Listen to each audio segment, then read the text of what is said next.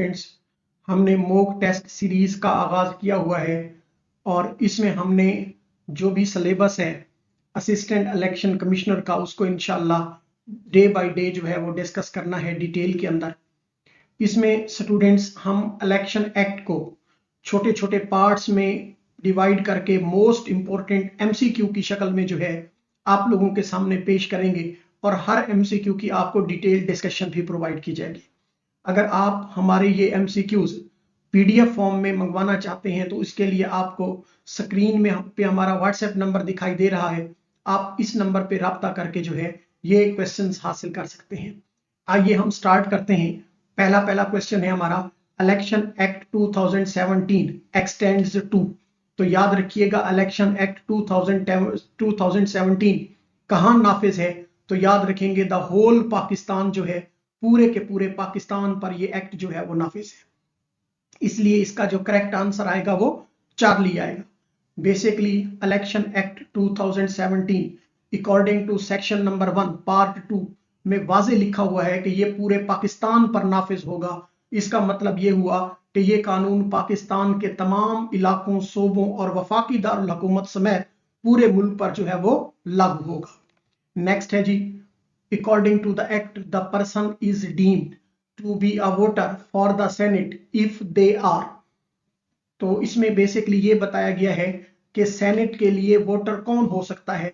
तो याद रखेंगे जो सूबाई और कौमी असम्बली के अराकीन होते हैं वही बेसिकली वोटर होते हैं। सूबाई असम्बली के अराकीन सूबाई सीटों के लिए और कौमी असम्बली के अराकीन जो है वो कौमी सीटों के लिए, यानी कि नेशनल की जो सेनेट की सीटें हैं नेशनल असेंबली इस्लामाबाद से रिलेटेड, तो उनके जो है वो सेनेट के मेंबर्स जो है वो मुंतखब होते हैं। इसलिए मेंबर ऑफ प्रोविंशियल असेंबली भी, ए मेंबर ऑफ नेशनल असेंबली भी, और इसका आंसर हमारे पास क्या आएगा? चार्ली आएगा, बोथ ए एंड बी। यानी कि सेक्शन 2 के मुताबिक सेनेट के वोटर जो है ना, उनकी हम डेफिनेशन कुछ यूं करते हैं। अगर सेनेट की नशिस्त किसी सूबे से हो तो उसके लिए सूबाई असेंबली का रुकन वोटर होता है, और अगर नशिस्त इस्लामाबाद से हो तो उसके लिए कौमी असेंबली का रुकन जो है वो वोटर होता है। इसलिए दोनों किस्म के अराकीन नेशनल एंड प्रोविंशियल असेंबली जो है वो सेनेट के लिए वोटर हो सकते हैं, और हमारा जो आंसर आएगा वो चार्ली आएगा, both A and B. Next है जी, the term asset for the candidate or member include the assets of। Basically उम्मीदवार के असासे किन लोगों को असासों में जो है हम शामिल करते हैं। तो याद रखिएगा हम उम्मीदवार को, उन देयर स्पाउस, उनकी वाइफ्स को, एंड डिपेंडेंट चिल्ड्रंस, और उन पर जो बच्चे डिपेंड करते हैं उनको जो है हम शामिल करते हैं। यानी सेक्शन 2 के पार्ट 5 के मुताबिक असेट या असासे से मुराद वो तमाम जायदाद या मलकियत है जो उम्मीदवार के पास हो, उसके शोहर, अगर वो कैंडिडेट जो है वो फीमेल है तो उसके शोहर के पास हो, अगर कैंडिडेट जो है वो फीमेल है तो उसके शोहर के पास, और अगर कैंडिडेट मेल है तो उसकी बीवी के पास हो, वो भी उसमें शामिल होगी। इसके अलावा उसके जो डिपेंडेंट जेरे कफालत बच्चे हैं उनके पास जो तमाम की तमाम जायदाद होगी उसको शो करना लाजमी होगा। लिहाजा असासों की तफसील जो है सिर्फ उम्मीदवार तक महदूद नहीं होती, बल्कि इसके मुकम्मल खानदान यानी बीवी या शोहर या जेरे कफालत बच्चे जो हैं इन तक ये क्या है, फैली हुई है। नेक्स्ट है जी, एन आलिम as defined in this act must have at least how many years of experience as a teacher और रिसर्चर। तो याद रखेंगे 20 ईयर्स। बेसिकली आलिम के लिए कम अज कम कितने साल का तदरीसी या तहकीकी तजर्बा होना जरूरी है? तो इसका करेक्ट आंसर आएगा 20 ईयर। सेक्शन 2 पार्ट 1 बी के मुताबिक एक आलिम वो शख्स है जिसके पास कम अज कम 20 साल का तजर्बा हो बतौर उस्ताद या मुहक्किक। इस्लाम के असूल, फलसफा है, इस्लामी कानून या इनसे मुंतलिक जो भी मुतल्लिक शोबात हैं उनके में उनकी क्या हो, महारत हो। यानी एक शख्स सिर्फ डिग्री होने से आलिम नहीं कहलाता, उसे तवील तदरीस या तहकीकी तजर्बा भी हासिल करना जरूरी है इस आलिम तक जो है वो पहुंचने के लिए, according to this act. Next है जी, an election official include. Election के ऑफिशियल्स में क्या शामिल है? Any officer or election officials appointed or deputed to perform duties in the connection with an election including law enforcement agencies. तो इसका answer क्या आएगा, हमारे पास चार्ली आएगा। यानी कोई भी अफसर जो इंतखाबी ड्यूटी के लिए मुकर्रर या तैनात किया जाए, बशमूल कानून नाफिज करने वाले इदारे भी इसमें जो हैं वो शामिल होंगे। यानी कि कानून के तहत इलेक्शन ऑफिशियल की जो डेफिनेशन है वो बड़ी ब्रॉड है। इसमें कुछ चीजें जो आ जाती हैं उनमें इलेक्शन कमीशन के अफसरान, रिटर्निंग अफसर आरओ, डिस्ट्रिक्ट रिटर्निंग अफसर जो है डीआरओ, इसके अलावा प्रिजाइडिंग ऑफिसर जो है ये शामिल है। कोई भी सरकारी एहलकार जिसको इंतखाबी ड्यूटी दी जाए वो भी इसी में आएगा, जैसे पुलिस है, रेंजर है, या दीगर कानून नाफिज करने वाले जो इदारों के एहलकार हैं वो भी इसी में शामिल होंगे। यानी कोई भी शख्स जो इंतखाबात के दौरान किसी भी किस्म की सरकारी जिम्मेदारी निभाए वो इलेक्शन ऑफिशियल जो है कहलाता है। स्टूडेंट्स, ये बहुत ही इंपॉर्टेंट एमसीक्यूज हैं और बड़ी मेहनत से बनाए गए हैं। अगर आप लोगों ने इन एमसीक्यूज को बड़े गौर के साथ सुन लिया, समझ लिया, इनके नोट्स बना लिए, तो मैं आपको यकीन दिलाता हूं कि इलेक्शन एक्ट से आने वाला कोई भी एमसीक्यू जो है वो आपकी इन स्लाइड से बाहर नहीं होगा इंशाल्लाह। नेक्स्ट है जी, टेक्नोक्रेट के लिए कम से कम कितनी साल जो है वो तालीम या डिग्री जो है वो जरूरी है। A technocrat is required to have degree of at least how many years of education recognized by the higher education commission। तो याद रखिएगा नियर अबाउट जो है टेक्नोक्रेट के लिए 16 ईयर एजुकेशन का होना जो है वो जरूरी है। सेक्शन 2 पार्ट ए के मुताबिक टेक्नोक्रेट वो शख्स है जिसके पास ऐसी डिग्री हो जिसके लिए कम से कम 16 ईयर्स एजुकेशन जो है वो शुमार की जाती हो, और दूसरी बात यह कि वो HEC से मंजूर शुदा भी हो। यानी टेक्नोक्रेट के लिए बैचलर, मास्टर लेवल जो है ये डिग्री जो है वो होना क्या होगा, लाजिम होगा। नेक्स्ट है जी, the term loan for the purpose of this act include any loan obtain or return of on or after. तो याद रखेंगे on and after 31 December 1985। Beta answer आएगा। बेसिकली सेक्शन 2 के मुताबिक लोन से मुराद वो कर्ज है जो 31 दिसंबर 1985 के बाद लिया गया या माफ किया गया हो, यानी इस तारीख से पहले का कर्जा इसकी डेफिनेशन में शामिल नहीं है, याद रखिएगा। इसलिए इसका आंसर हमारे पास क्या आएगा, बीटा आएगा। नेक्स्ट है जी, which of the following is not included in the definition of election expenses. इनमें क्या चीज इलेक्शन एक्सपेंसेस की डेफिनेशन में नहीं आती, तो आप बता देंगे the deposit made under the section 61 for nomination. तो सेक्शन 61 के तहत जो जमा कराया गया डिपॉजिट होगा वो बेसिकली इलेक्शन एक्सपेंसेस की जो डेफिनेशन है उसमें नहीं आएगा। बेसिकली सेक्शन 2 में वाज़े तौर पर बताया गया है कि नामजदगी के लिए जो है जमा कराई जाने वाली रकम वो को इंतखाबी अखराजात में जो है वो शामिल नहीं किया जा सकता। इसके अलावा जो है पब्लिकेशंस हैं, जलसों के इंतजामात हैं, तहाइफ वगैरह हैं, तो ये सब के सब जो हैं ये इंतखाबी अखराजात के अंदर जो है वो शामिल किए जाते हैं। इनको इंतखाबी अखराजात का जो हिस्सा है वो बनाया जा सकता है। नेक्स्ट है जी, an electoral area in the rural areas is defined as a village or census block. Basically section 2 के मुताबिक जो देही इलाके हैं उनमें इंतखाबी हल्का बंदी जो है वो इलेक्टोरल एरिया कहलाती है, और ये गांव या सेंसस ब्लॉक इसमें शामिल है। इसके लिए ना तहसील ना जिला बल्कि सबसे छोटी इकाई यानी गांव या ब्लॉक को ही इलेक्टोरल एरिया जो है वो कहा जाता है, याद रखेंगे। नेक्स्ट है the definition of government according to act. इस एक्ट के मुताबिक गवर्नमेंट की डेफिनेशंस में क्या चीज आती है, तो आप बता देंगे federal government, provincial and local government तीनों आती हैं। इसलिए इसका आंसर हमारे पास चार्ली आएगा। यानी कानून के मुताबिक जो गवर्नमेंट है वो सिर्फ वफाक नहीं बल्कि वफाक के अलावा प्रोविंशियल गवर्नमेंट और लोकल गवर्नमेंट जो है ये सब इसी डेफिनेशन के अंदर क्या है, शामिल है। नेक्स्ट है, a validly nominated candidate is one. जो वैलिडली नॉमिनेटेड कैंडिडेट होता है वो कौन होता है, whose nomination paper has been accepted. जिनके नॉमिनेशन पेपर्स को, जिनकी का नामजदगी फॉर्म जो है वो क्या किया गया हो, कबूल किया गया हो, उसके लिए हम टर्म यूज करते हैं वैलिडली नॉमिनेटेड कैंडिडेट। और सेक्शन 2 के मुताबिक बेसिकली वैलिडली नॉमिनेटेड कैंडिडेट वो उम्मीदवार है जिसका नॉमिनेशन पेपर जो है वो एक्सेप्ट हो चुका हो, सिर्फ फॉर्म जमा कराना जो है वो काफी नहीं, बल्कि एक्सेप्टेंसी भी जो है वो क्या होती है, बहुत ज्यादा जरूरी है। The term accredit means, term accredit जो है इसका मतलब क्या है, तो एक्रेडिट याद रखिएगा इसका जो बेसिक मीनिंग है वो है इलेक्शन कमीशन की जानिब से बाकायदा इजाजत याफ्ता।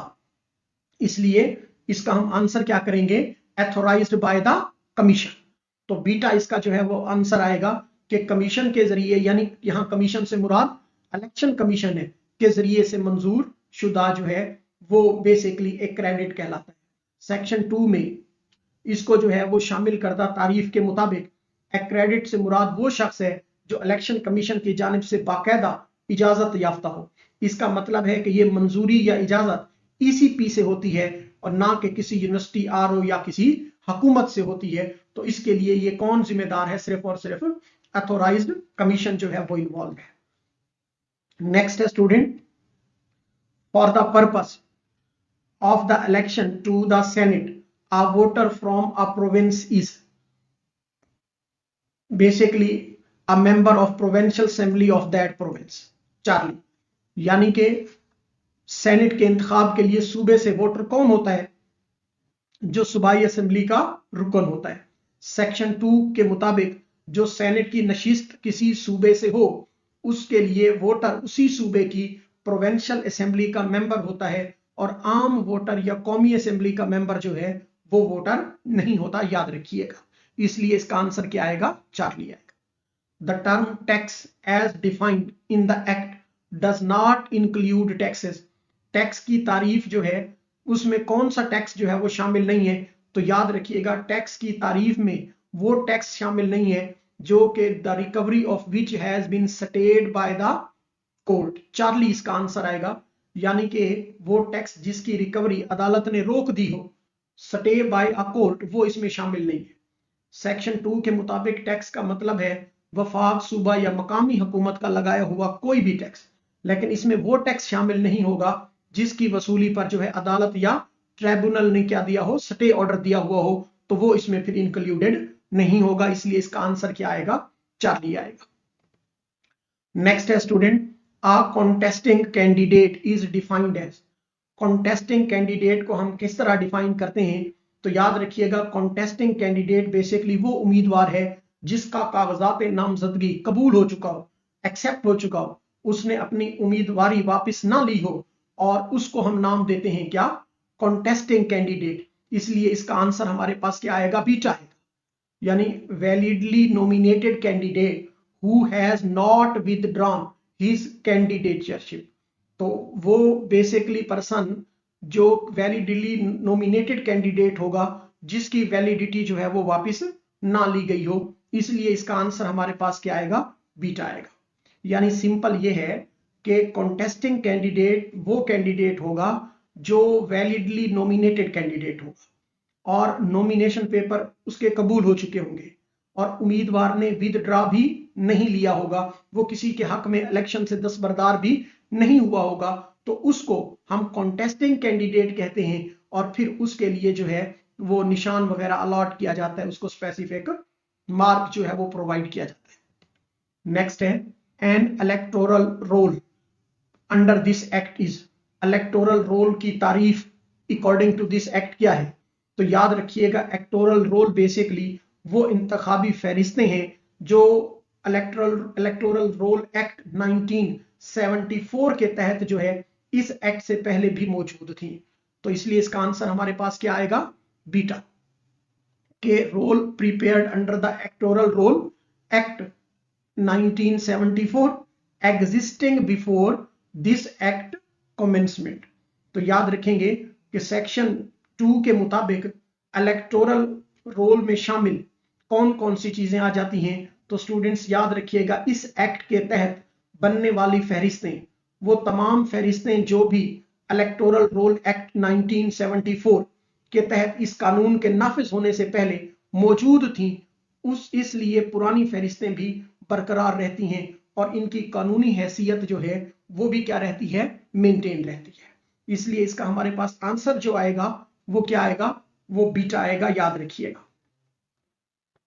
नेक्स्ट है जी, the commission refer to the election commission of Pakistan constituted under constitution of Pakistan. Beta answer आएगा, यानी कमीशन से मुराद चीफ इलेक्शन कमीशन है और इसका इंतखाब जो है पाकिस्तान का इलेक्शन कमीशन जो है वो आइन के तहत कायम करता है। सेक्शन 2 के मुताबिक कमीशन का मतलब आर्टिकल 218 के तहत कायम किया जाने वाला इलेक्शन कमीशन ऑफ पाकिस्तान है। यानी कमीशन को ये एक्ट नहीं बनाता बल्कि ये पाकिस्तान के आइन के तहत जो है वो कायम होता है, इसलिए इसका आंसर हमारे पास क्या आएगा, बीटा आएगा। नेक्स्ट है जी, a returning candidate is one who. Returning candidate जो है या रिटर्न्ड कैंडिडेट जो है वो हम किसको कहते हैं, तो याद रखेंगे वो शख्स जिसे एक एक्ट के तहत जो है वो मुंतखब रुकन करार दिया जाए, उसके लिए हम टर्म क्या यूज करते हैं, रिटर्निंग कैंडिडेट का वर्ड जो है वो यूज करते हैं। तो इसलिए इसका आंसर क्या आएगा, it has been declared elected as a member under this act.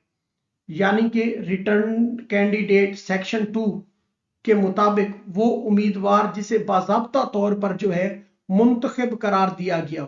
यानी जब इलेक्शन कमीशन किसी उम्मीदवार को इक़्तिदारन मुंतखब करता है तब वो क्या कहलाता है, रिटर्न्ड कैंडिडेट जो है वो कहलाता है।